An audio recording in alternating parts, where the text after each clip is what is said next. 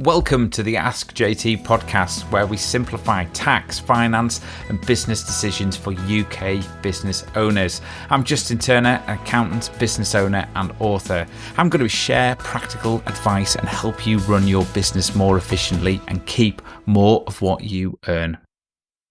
If you're working 6 days a week and still wondering where the money's gone, you're not being lazy. But your business model is likely broken and we need to fix it before it breaks you. The harder that you push the wrong setup, the faster that you're going to burn out. And I want to show you exactly what I mean with kind of a real story about a tradesman who he'd hit the wall, he was ready to give up. And this isn't a story just about tradesmen, it's about kind of any business. It's because the lessons here are fundamentally the same. So our tradesman had made £26,000 in net profit last year. 5 days on the tools, Saturdays he was out pricing jobs, Sundays he was catching up, and he asked me, am I better off working for someone else? Now, I've spent 20 years helping people earn more and live better without adding more hours. Here's what I'm going to take you through. Firstly, why hard work alone is going to destroy your profit. Secondly, is how systems must reflect your clients.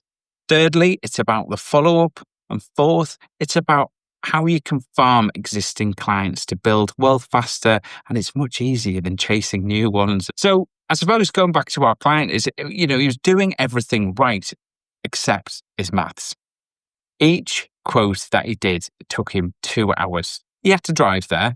He had to go and assess the job. He had to go home. He'd actually have to price it up, and then he'd have to send it out.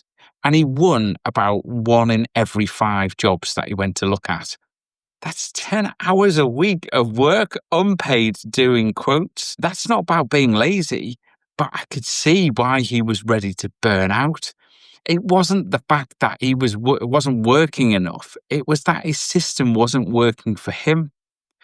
If effort alone built success, every exhausted business owner would be rich. He told me he wanted to work with higher net worth clients, people who value craftsmanship and professionalism. But his quoting process told me a different story. He was sending his prices by text, quick, casual, and convenient, miles away from the clients he wanted. Brand isn't about logos, it's about trust. Every message you send will either build or break it. So I asked him, if you want premium clients, shouldn't your process feel premium as well? We redesigned it from the ground up. He now arrives to do a quote with a clean clipboard, branded A4 quote sheet. He takes proper notes. He collects full contact information, and then he sends a beautifully formatted PDF by email with his logo, terms, and all the bits and pieces he needs. Then he calls politely and confidently a few days later. No more chasing by text.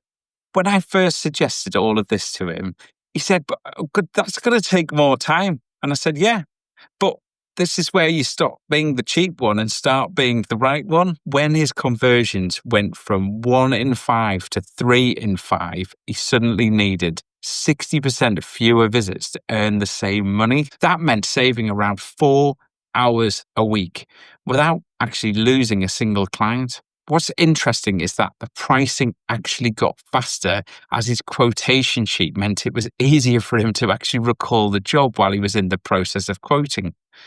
In my book, The Science of Business, I talk about the principle of 80-20. 80% of your results are going to come from 20% of your actions. And the right actions attract the right clients.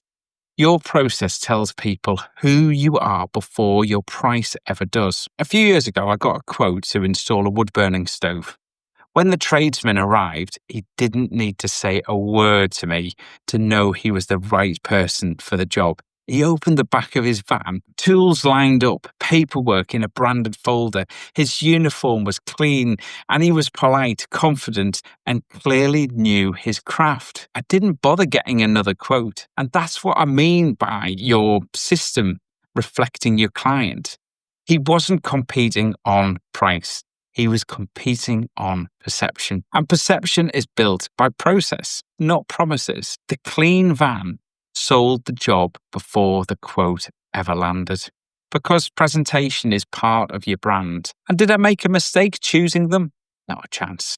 They were brilliant from start to finish. Businesses that care about the little things usually get the big things right too. If these ideas are helping you think differently about your business, hit subscribe. This is the kind of stuff that I share every single week. Most tradespeople never follow up on quotes.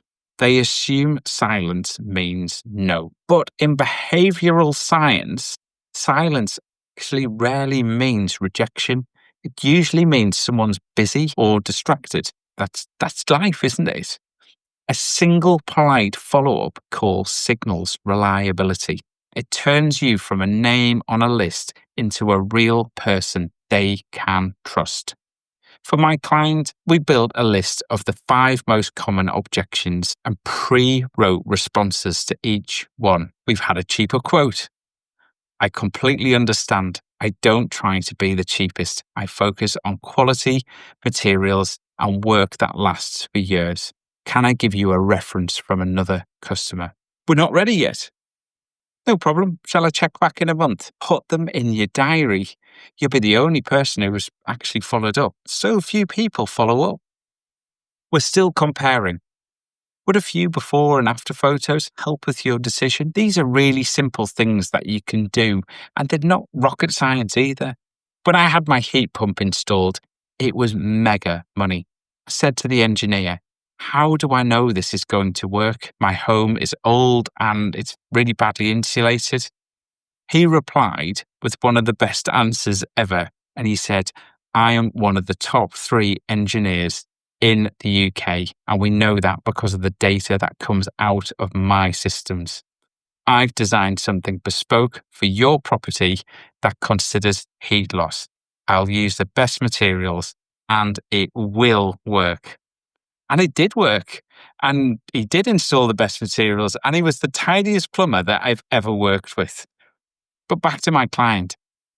Every objection becomes data. Every call improves the next one. That's the science of conversion. It's not guesswork. It's about measuring. It's about learning. And the key is this. If one quick phone call saves you from spending 2 hours going and quoting for another job, that's a massive win for your business. The fortune isn't in the quote.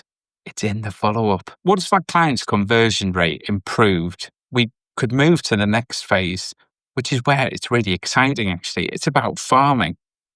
Every completed job went into a simple spreadsheet.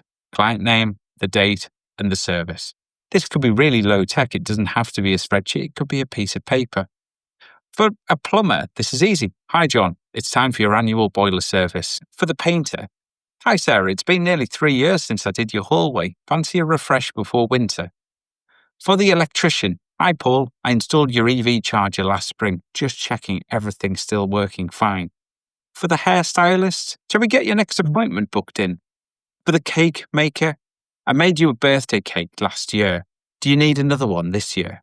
For my client, the one who used to spend 2 hours on every quote, new work now starts with a simple phone call. Don't chase more clients. Nurture the ones who already trust you. The truth is this, working harder won't save your business. Your systems will. If you want kind of premium results, you're going to have to build a premium process. Make your workflow match your worth. Measure your conversions. Follow up and farm your best clients. That's how you stop running a job and start running a business. Don't try to change everything all at once. Just wake up each day and make a small change that moves your business forward. I'd love to hear from you in the comments about kind of one thing that you're doing in your business to make it more efficient and work better for you. Thanks for listening to the Ask JT podcast. Subscribe for a weekly episode, and if you found this useful, share it with a fellow business owner who might benefit.